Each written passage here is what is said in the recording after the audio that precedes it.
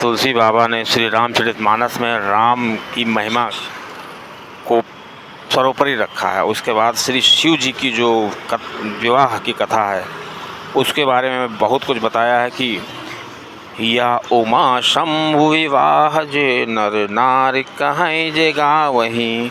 श्री शिव जी पार्वती जी को बता रहे हैं।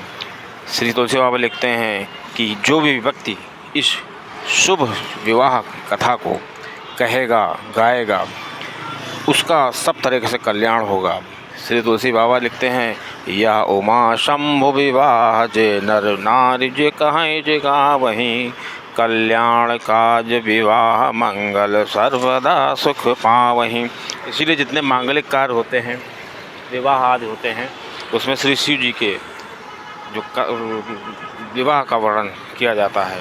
दोस्तों, श्री शिव जी का विवाह बहुत ही विचित्र तरीके से हुआ। श्री तुलसी जी लिखते हैं कि जब श्री शिव जी का विवाह तय हुआ तो सबसे बड़ी समस्या ये थी कि श्री शिव जी को कोई तैयार करने वाले नहीं था। मतलब सब देवता जो थे, बाराती थे, वो अपनी अपने तैयारी में लगे हुए थे, लेकिन श्री शिव जी को दूल्हा बनाने के लिए श्री शिव जी ने अपने गणों से कहा।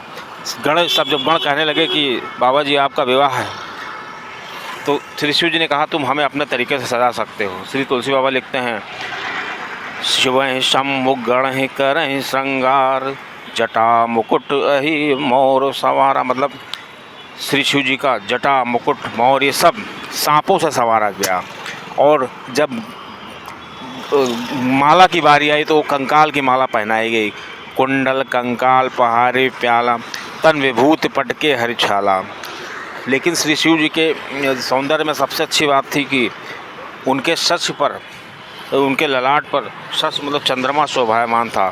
श्री तुलसी बाबा लिखते हैं शश ललाट सुंदर श्री गंगा नयन तीर उपवीद भुजंगा गरल कंठ उर नर सिर माला ओम शिव वेश। अशिव वेश, उनका जो वेश है वो अशिव है। अशिव वेश शिव धाम कृपाला। मतलब जो श्री शिव जी का वेश है अशिव। अशिव इसलिए कहा गया है कि शिव का एक मतलब होता है कल्याण और अशिव मतलब अकल्याणकारी। उनका जो वेश है वो अशिव है, लेकिन वो जो शिव कृपाला है वो शिव धाम है, कृपा के धाम हैं। और उन हाथ में डमरू और त्रिशूल है, कर्ण त्रिशूल और डमरू विराजा चले बहस करे चढ़े बाजे बाजा। और वो बैल पर सवार होकर के चढ़े। बताते हैं कि जब श्री शिव जी वहाँ पर पहुँचे तो बच्चे सब भाग गए श्री शिव जी का रूप देख करके, और जो अगवानी करने के लिए आए थे वो उनके वाहन भाग गए। कोई हाथी पर चढ़ के आया था, कोई घोड़े पर चढ़ के आया था। तो हाथी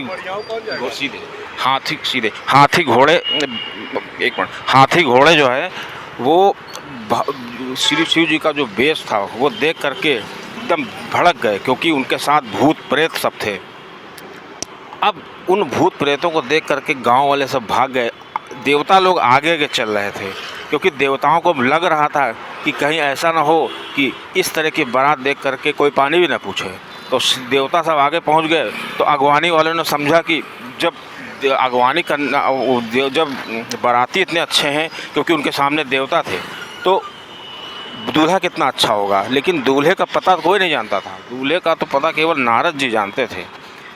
यहाँ तक कि मैना जी को भी नहीं मालूम था, जो पार्वती जी की माता थी। जब वहाँ पहुँचते हैं तो उनका बहुत ही भव्य स्वागत होता है। उसके बाद सबका भ्रम दूर हो जाता है जब नारद मुनि बताते हैं कि ये जो आपकी पुत्री है जगदम्बा है, कोई और नहीं है, ये जगत की माता है। जब इस चीज़ का पता पार्वती जी की माँ को चलता है, मैना को, तो वो शिव जी से माफ़ी मांगती हैं। कहती मैंने आपका बहुत अपमान किया, मैंने जानती थी कि आप शिव हैं, पूरे जगत के पालनहार हैं। इस प्रकार श्री शिव जी और पार्वती जी का विवाह हो जाता है।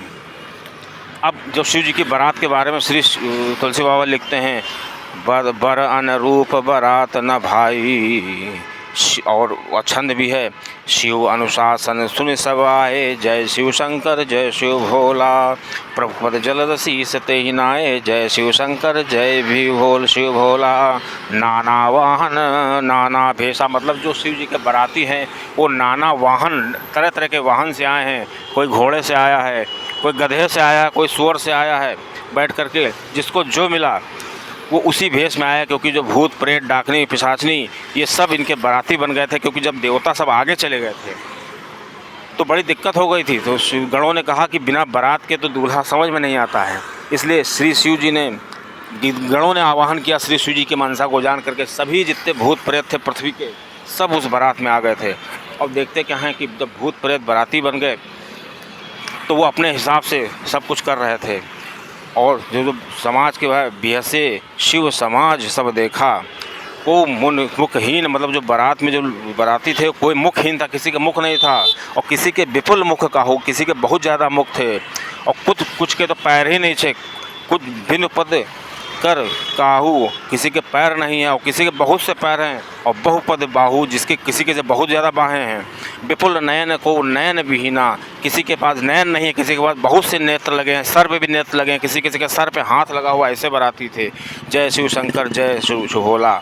कोई बहुत ही हष्टपुष्ट है और कोई अति तन कीना, मतलब उसका तन बहुत ही दुबला पतला है। अब दोस्तों इस दूल्हा को जब देखा गया तो श्री तुलसी बाबा जी लिखते हैं कि जस दूल्हा तस बनी बराता, कौतुक विविध हो मग जाता।